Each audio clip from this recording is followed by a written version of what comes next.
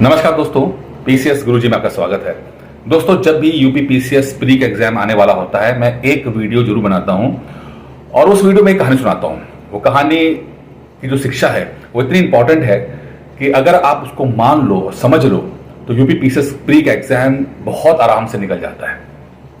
कहानी कुछ ऐसी है कि एक राजा था और वो राजा अपने टीम के साथ शिकार करने जाता है। अब शिकार करते समय वो अपनी टीम से बिछड़ जाता है और भटक जाता है, जंगल में भटक जाता है।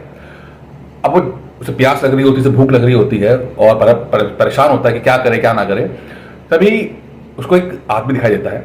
आदमी किसान होता है। वो राजा उसके पास जाता है और कहता है कि देखो, मैं तुम्हारा राजा हूं और मैं शिकार करते समय रास्ता भटक गया हूं, प्लीज मेरी हेल्प करो, मुझे प्यास लग रही है, मुझे भूख लग रही है, मुझे रास्ता नहीं मिल रहा है, मेरी हेल्प करो।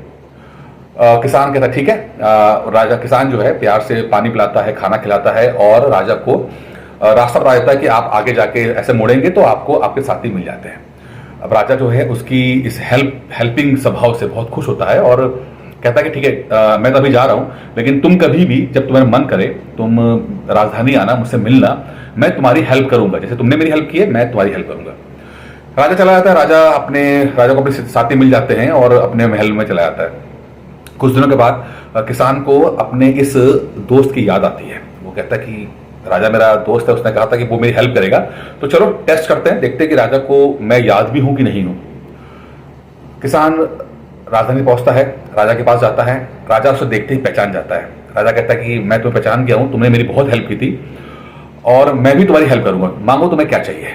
किसान कहता है कि मैं बहुत परेशान हूं, मैं बहुत गरीब हूं, प्लीज मेरी फाइनेंशियली हेल्प कर दो, आप मुझे कुछ पैसे से हेल्प कर दो। राजा कहता है ठीक है, कोई बात नहीं, बहुत छोटी सी बात है। राजा उस आदमी को लेकर एक ग्राउंड में जाता है। एक खेतों में एक होता है जमीन, बहुत बड़ी ग्राउंड सा होता है, वहां जाता है और उस व्यक्ति से कहता है कि तुम जो जमीन देख रहे हो सामने, जो तुम्हारे सामने जितना भी इलाका दिख रहा है, चाहे वो पेड़ हो चाहे वो मैदान हो, वो सब मेरा ही है, मेरे राज्य का है, मेरा है।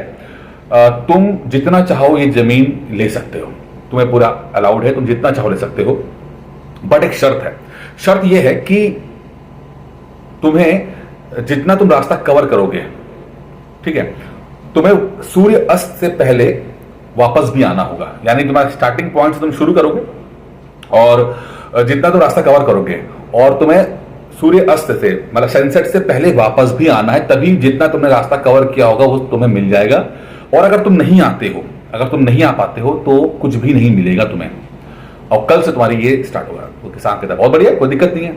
अब अगले दिन सुबह जैसे ही सूर्योदय होता है, किसान जो है नहा धो के खा पी के निकल पड़ता है। राजा कहता है on a marks get set go, और किसान जो चल पड़ता है। 1 घंटा चलता है, 2 घंटा चलता है, किसान को तो बड़ा मजे लग जाते, कहते हैं जितना चलो उतना अच्छी बात है। वो भागना शुरू करता है, पानी भी नहीं पीता है, मतलब खाना भी नहीं खाता, पानी भी नहीं पीता और भागता रहता है कि वो चाहता है ज्यादा से ज्यादा इलाका वो कवर कर ले। वो रास्ता कवर कर रहा होता है, इसी बीच में दोपहर 12 बज जाती है। उसको लगता है कि मुझे वापस तो जाना ही है। फिर उसके अंदर लालच आता है कि देखो ये मौका दोबारा तो मिलेगा नहीं, ठीक है, वापसी में थोड़ा और तेज भाग लेंगे, अभी जितना चाहे उतना रास्ता कवर कर लेते हैं। वो और भागता है, 1 घंटा और भागता है, 2 घंटा भागता है, अब 3 बज जाता है ऐसे करते करते। अब उसको लगता है कि यार ये तो गड़बड़ कर दी, वापस भी जाना है, मैंने रास्ता तो बहुत कवर कर लिया है और वापसी का जो मार्ग है वो बहुत दूर है और मुझे वापसी करनी चाहिए। अब वो वापसी करना शुरू करता है। अब वापसी करता है तो बहुत तेज भागता है। अब जल्दीबाजी कर रहा होता है क्योंकि उसे 5:30 बजे से पहले, सूर्यास्त से पहले पहुंचना भी होता है। भाग रहा होता है, हफ रहा होता है, थक रहा होता है, लेकिन किसी तरह से भागता रहता है कि सांसें उसका साथ नहीं दे रही होती हैं, बहुत दिक्कत में होता है, लेकिन किसी तरह से भी वो भागते पहुंचता है। लेकिन दुर्भाग्य से सूर्य अस्त से पहले वो वापस नहीं आ पाता। इस कारण से उसको जो भी जमीन जो उसने नापी होती है सुबह से, वो उसको नहीं मिल पाती है। अब ये जो कहानी है हमें क्या बताती है?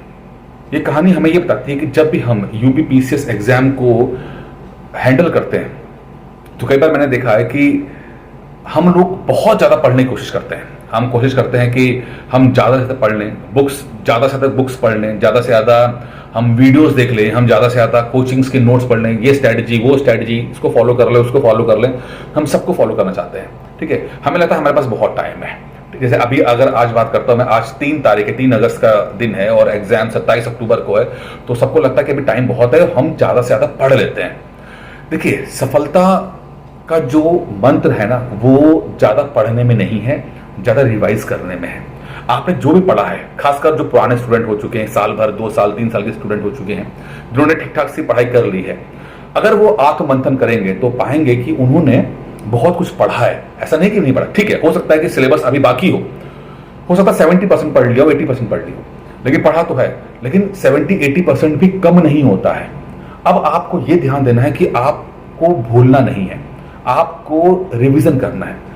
कई बार क्या होता है कि हम रिवीजन को इतना डिले कर देते हैं कि अभी हम पढ़ लेंगे, कोई बात नहीं, अभी पढ़ लिया, अभी एक बार ये पढ़ लेते हैं, अभी पॉलिटी खत्म कर लेते हैं, अभी हम साइंस खत्म कर लेते हैं, हम ये खत्म कर लेते हैं, कि जो रिवीजन है ना वो इतना डिले हो जाता है, इतना डिले हो जाता है कि हम समय पर वापस नहीं आ पाते। जैसा किसान समय पर वापस नहीं आ पाया था और सब कुछ जीरो हो गया था, उसी तरह से स्टूडेंट भी जो है वो इतना ज्यादा पढ़ लेते हैं, इतना नोट्स इकट्ठे कर लेते हैं, इतने सारे वीडियोस देखते हुए अपना समय बर्बाद कर लेते हैं कि जब रिवीजन का वक्त आता है तो उनसे हो नहीं पाता है। और एक बात बताऊं मैं आपको, आप कोई भी कंटेंट ले लो, कुछ भी पढ़ लो, कुछ भी किताब आपके पास हो, जब तक आप 7 से 8 से 10 बार नहीं पढ़ोगे, कम से कम 8-10 बार नहीं पढ़ोगे, कम से कम 8-10 बार रिवाइज नहीं करोगे, वो इंफॉर्मेशन, वो मटेरियल, वो जो आपने लिखा है, ठीक है, वो नंबर्स में कन्वर्ट नहीं होगा।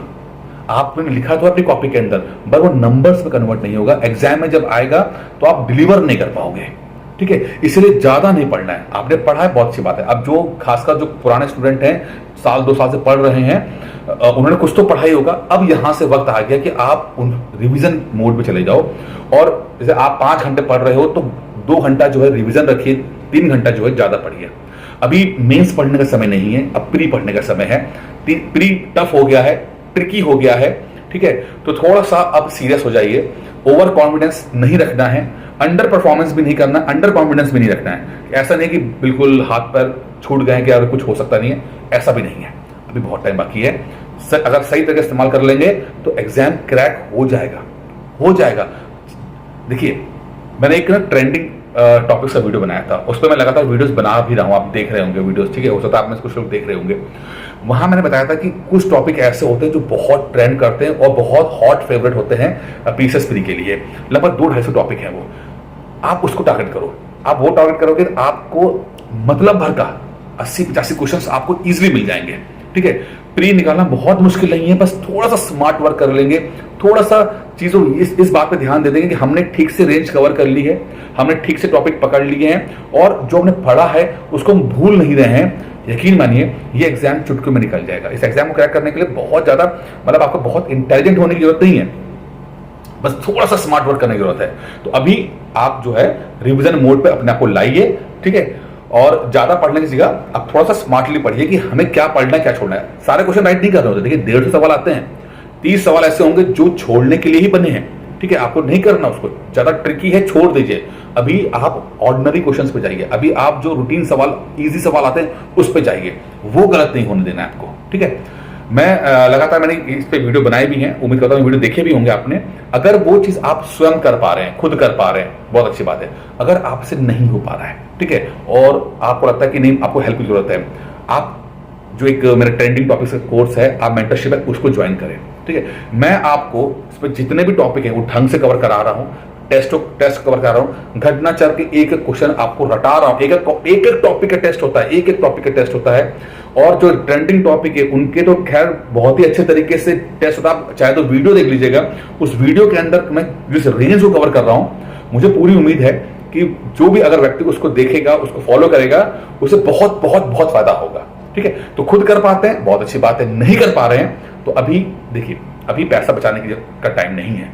देखिए, अगर आप थोड़ा बहुत पैसा बचाने के चक्कर में फंसेंगे ना तो आप बहुत बड़ा लॉस कर रह जाएंगे। तो अपने आप से पूछिए, एक बार आत्ममंथन कीजिए कि क्या आप खुद कर पा रहे हैं। खुद कर पा रहे हैं, कर लीजिए, मैंने आपको तरीका बता दिया है। नहीं कर पा रहे हैं, आपको हेल्प की जरूरत है, प्लीज हेल्प लीजिए। आपका समय आपके पैसे से ज्यादा इंपॉर्टेंट है। अगर आपके पास अनंत समय नहीं है, 1-2 बार अगर और असफल हो गए, आप कंपटीशन से बाहर हो जाओगे, ठीक है। तो थोड़ा सा एक रियलिस्टिक एक प्लान कीजिए, और इस बार एग्जाम क्रैक कर ही ले जाइए। एक बार कर ले जाओगे, आपके लिए बहुत सारे रास्ते खुल जाएंगे, एक कॉन्फिडेंस आ जाएगा जो आपको बहुत बहुत हेल्प करेगा, और एक दिन आप पीसेस बन जाओगे। इस वीडियो में इतना ही था। उम्मीद करता हूं वीडियो पसंद आया होगा। Thank you.